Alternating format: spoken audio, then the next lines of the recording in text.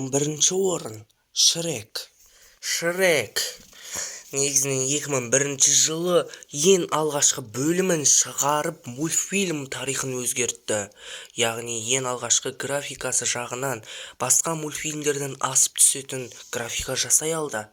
Алайда дейтін нәрсе бар. Тек қана Шректің алғашқы бөлімін ғана шедевр деп айта аламын.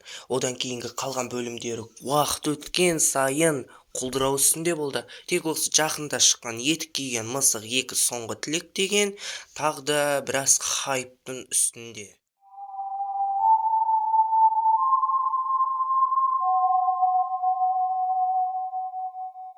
Оныншы орын орындалмас миссия. 25 жыл уақыт бойы шығып келе жатқан фильмдердің бірі. Алғашқы бөлімдері тым нашар баға алғанмен, екінші бөлімі орташа баға алды, ал үшінші бөлімі және төртінші бөлімі және тағы да басқа бөлімдері жақсы баға алуда. Соған қарап орындалмас миссия болашақта бұдан да биік дәрежелерге көтерілетініне сенімдімін. 9-ші орын Арыстан патша. Арыстан патша да кино франшиза ретінде тіркелген. Не себепті? Арыстан патша тек бірақ бөлімде деуіңіз мүмкін ғой. Жоқ, жақында 2019 жылы Арыстан патшаның ремейкі шықты. Яғни бұны да франшиза деуге болады. Онымен бірге Арыстан патшаның мультфильмінің 2 және 3 бөлімі бар екен. Бұл фильмдер өте нашар бағалған, кассалық табысы өте аз. Сол себепті Арыстан патша да бұл топқа кірді. 8-ші орын Өрмекші адам. Негізінен Өрмекші адам франшизасы 3 түрлі бөліктен тұрады. Олар Сэм Рэймидің Өрмекші адамы, жаңа Өрмекші адам және де Марвел киноғаламындағы Өрмекші адам. 3 франшизада өзінің аудиториясы, өзінің мықты тұстары бар. Яғни ешқайсында жаман деп айта алмаймын. 7-ші орын Мұзды өлке. Франшизада бары Мұзды өлке 1 және Мұзды өлке 2 деген 2 фильм шыққан. Яғни франшиза енді ғана басталған. Сол себепті оның дәл қазір кезде орны тұрақсыз. Алайда осы 2 фильмнің өзін бұлай есептеп алған уақытымызда осы орынды алыпты. 6-ші орын Сиқырлы әлем. Гарри Поттер әлемі, яғни сиқырлы әлем. Ең алғашқы Гарри Поттер 1 және Гарри Поттер 2 фильмдерін алғашқы режиссері фильмді тым кішкентай балаларға арналған етіп түсірді. Алайда Гарри Поттер 3-тен ары қарай басқа режиссерға ауысты.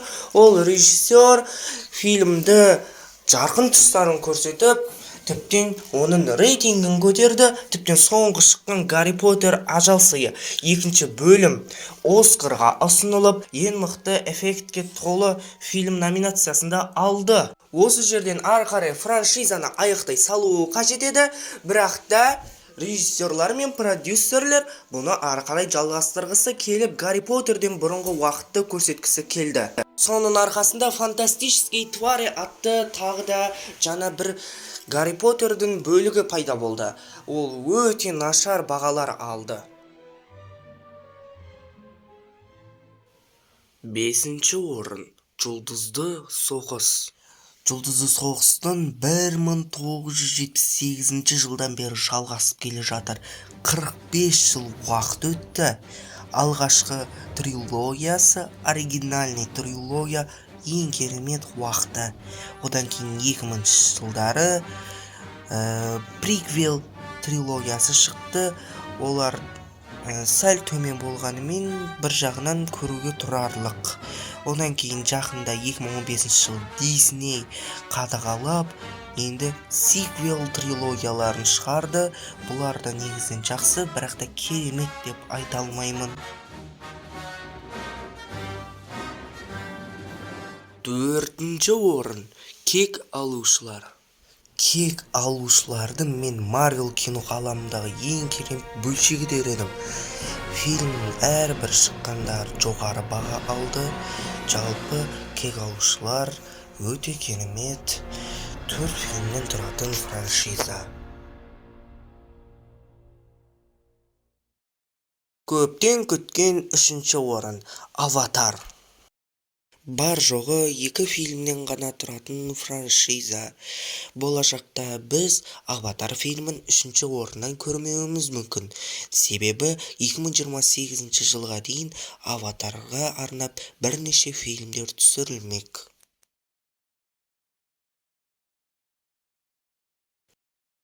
2-ші орын ойыншықтар хикаясы. Көпшілікке танымал ойыншықтар хикаясы атты мультфильм. Негізінен бұл мультфильм ең алғашқы компьютерлік графикада жасалынған мультфильмдердің бірі болды. Ең алғашқы бөлімі 1995 жылы шығып, Оскар сыйлығын алды. Екінші бөлімі Золотой глобус алды, ал үшінші бөлімі финал ретінде болып 2 Оскар алды. Сөйтіп ары қарай франшиза аяқталмады. Тіптен 4-ші бөлімі шықты, 4-ші бөлімі тіптен финалдың финалы десек те болады. Ол бөлімі де тым аз бағалады ма десек жоқ. 77% алып, тағы да 1 Оскар алды. Алайда 2022 жылы Buzz Lightyear деген приквелі шығып, сәл болса да кинофраншизаның рейтингін түсірді. Алайда бұл 2-ші орыннан жылжытуға себеп болмады. Жалпы франшиза өте керемет және де аса қатты құртылмаған франшизалардың бірі. Мінекей, 1-ші орынға да жетіп қалдық. 1-ші орынды көрмес бұрын ең бірінші арнаға жазылып, лайк басып, колокольчикті басып қойыңыздар. Ендеше 1-ші орынды көріңіздер. 1-ші орын Орта жер. Орта жер деген қандай франшиза деп ойлауларыңыз мүмкін. Бұл барлықтарыңызға түсінікті болу үшін былай айтайын. Властелин колец, жүзіктер әміршісі. Ең керемет кассалық табысты жақсы жинаған франшизалардың бірі. Бар жоғы 6 фильм түсірілген.